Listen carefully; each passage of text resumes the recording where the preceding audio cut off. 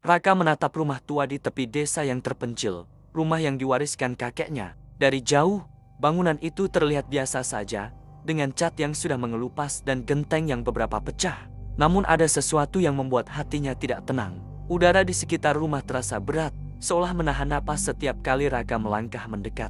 Ia menenangkan diri, mungkin hanya karena sudah lama kosong. Hari pertama di rumah itu, Raka sibuk menata barang-barang. Ia memeriksa setiap sudut, mengepel lantai, dan membersihkan debu yang menempel di perabot kayu tua. Tapi matanya selalu tertuju pada sumur di belakang rumah. Sumur itu terlihat tua, rapuh, dan papan penutupnya sudah lapuk.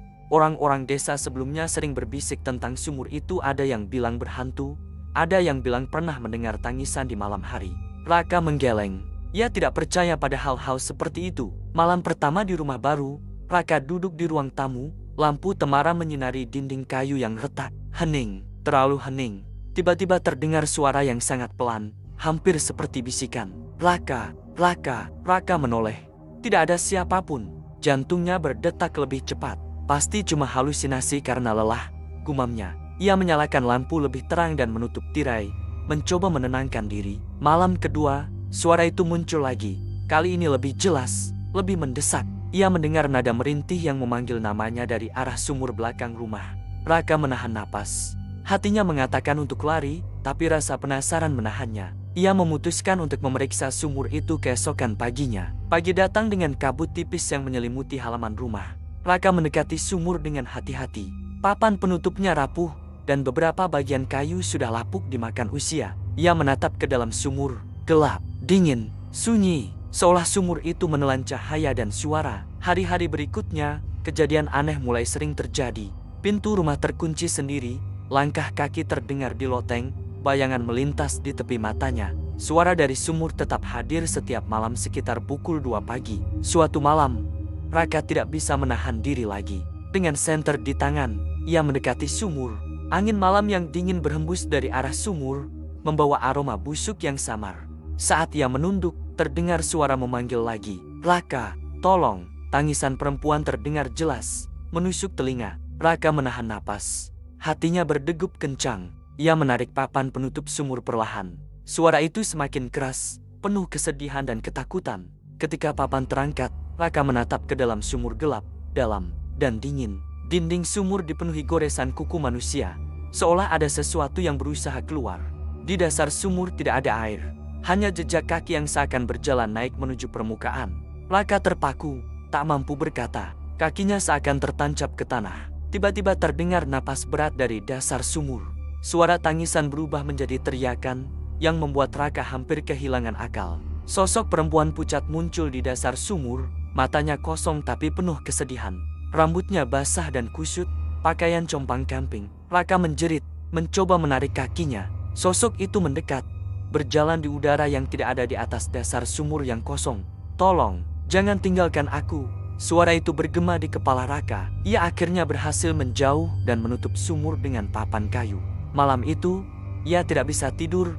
Bayangan sosok itu terus menghantuinya. Esoknya, Raka mulai mencari tahu sejarah sumur itu.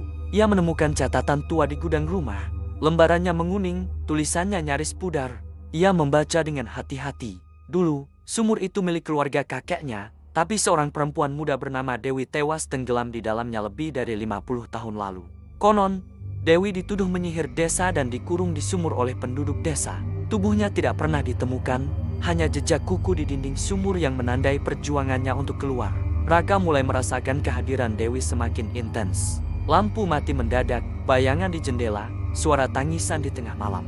Suatu malam, ia menulis nama Dewi di papan tulis tua di ruang tamu. Tangan Raka terasa dingin, seperti ada yang memegang pena bersamanya. Pena itu menulis sendiri, "Tolong bebaskan aku." Raka tahu ia tidak bisa mengabaikan suara itu. Ia memutuskan untuk menghadapi sumur. Kali ini ia membawa lilin, salib, dan ember tua. Malam itu, angin berhembus lebih kencang, pepohonan di halaman berderak seperti menakut-nakuti. Saat Raka menyalakan lilin dan menunduk ke sumur, sosok Dewi muncul lagi, lebih jelas. Matanya kosong tapi penuh kesedihan. "Raka, tolong aku." Raka menggenggam ember dan menurunkannya ke dasar sumur. Ember menabrak sesuatu, terdengar suara seperti tulang retak. Dewi menatap intens, seolah menyuruhnya menarik. Dengan napas tertahan, Raka menarik ember ke atas. Di dalam ember ada kotak kayu tua. Ia membuka kotak itu dan menemukan surat dan kain tua yang basah dengan darah kering. Surat itu berisi permintaan maaf dari keluarga kakeknya, mengaku telah menuduh Dewi secara salah dan mengurungnya sampai mati. Raka membaca keras-keras. Sosok Dewi mulai memudar, tangis terakhir terdengar lirih, kemudian hening. Namun saat Raka menoleh, jejak kaki di dasar sumur masih terlihat, bergerak perlahan ke arah papan penutup. Ia menyadari, meski Dewi telah tenang, sumur itu tetap menyimpan energi gelap yang tidak bisa dijelaskan. Raka menutup sumur, menandainya dengan salib. Tapi malam-malam berikutnya, suara-suara pelan tetap terdengar. Seolah ada yang mengintai dari kegelapan. Hari-hari berlalu, tapi rumah tua itu tetap terasa berbeda. Suara-suara yang samar masih terdengar, bayangan di jendela tetap menatap. Raka mulai melihat sosok Dewi dalam mimpinya tidak lagi menakutkan, tapi sedih. Setiap mimpi selalu berakhir dengan Dewi menatapnya, berbisik, "Terima kasih."